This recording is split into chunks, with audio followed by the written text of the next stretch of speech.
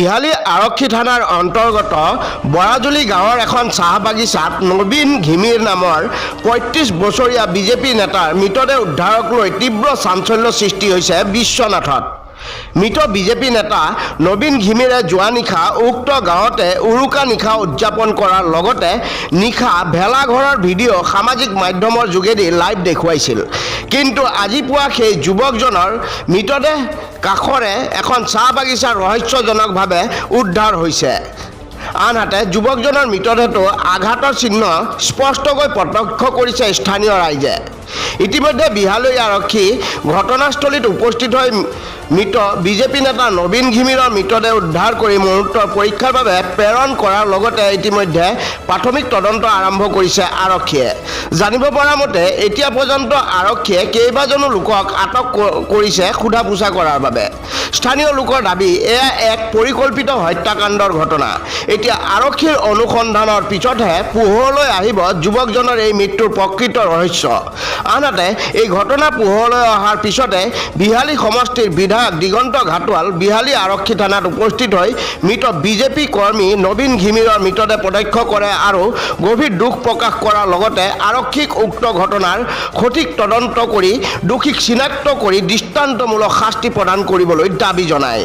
বিজেপিৰ নৱনিযুক্ত জিলা সভাপতি অসীম দাসেও মৃতকৰ আত্মাৰ সদগতি কামনা কৰাৰ লগতে আৰক্ষী প্ৰশাসনক অতি পলমে হত্যাকাৰীক চিনাক্ত কৰি উপযুক্ত শাস্তি প্ৰদান কৰিবলৈ দাবী জনায়। মই ৰাতিপুৱা আহি চাইছো যে মানুহজনী পৰি আছে, তাৰপিছত দেখিছো ভৰিত কটাৰ দাগো আছে। এতিয়া আমাৰ সন্দেহ হৈছে যেন বস্তুটো মাৰ্ডাৰ হোৱা নিচিনাই লাগিছে আমাৰ। এইটো বিজেপি কিবা দায়িত্বত আছিল? আৰ্টিচেলৰ দায়িত্বত আছিল। বয়স মানুহৰ নামটো কি? নামটো নবীন ঘিমৰে।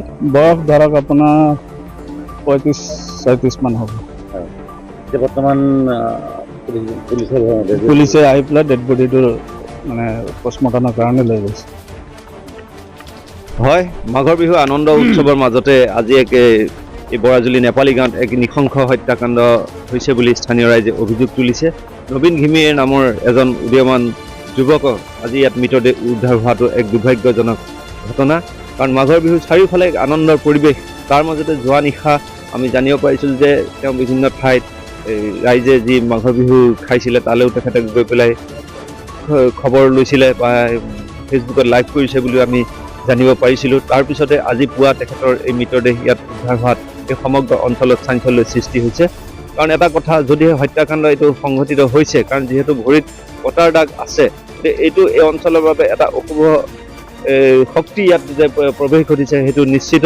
গতিকে এই ক্ষেত্ৰত আৰক্ষীয়ে জোৰ তদন্ত কৰি দোষীক কৰায়ত্ব কৰিব লাগে, যাতে ভৱিষ্যতে সেইসকল ব্যক্তি তেনেধৰণৰ ঘটনা ইয়াত সংঘটিত কৰিব নোৱাৰে। স্থানীয় ৰাইজে এই বিষয়ত দাবী জনাইছে। ইতিমধ্যে মৃতদেহ মৰণোত্তৰ পৰীক্ষাৰ বাবে বিহালী আৰক্ষী উপস্থিত হৈ বিহালীলৈ লৈ গৈছে।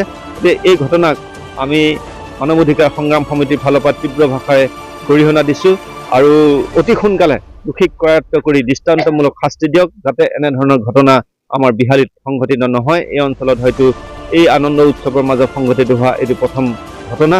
গতিকে আমি দোষী কৰায়ত্ব আমি দাবী কৰিছোঁ। এইখিনি গম নাপাওঁ, ৰাতিপুৱা ফোন এটা গ'ল, আমাৰ ভাইটি এজনে ফোন কৰিলে যে নবীন এনেকৈ পৰি আছে আহকচোন। তো মই সোনকালে আহিলোঁ, লগৰবিলাককো ক'লোঁ, আহি পেলাই চাইছোঁ পৰি আছে, ভৰিত কটা দাগ আছে, যথেষ্ট কাটিছে। তাৰপিছত কোনোবাই ইয়াত পৰিকল্পিতভাৱে হত্যা কৰি আনি পেলাই ইয়াত পেলাই দিয়া আমি সন্দেহ কৰিছোঁ। এতিয়া উচিত তদন্ত আমি বিচাৰিছোঁ আৰু দোষীক সোনকালে কৰায়ত্ব কৰি উপযুক্ত শাস্তি দিবৰ কাৰণে আমি দাবী জনাওঁ। তেওঁৰ নাম নবীন ঘিমৰে, ঘৰ ওচৰতে বৰাজুলি।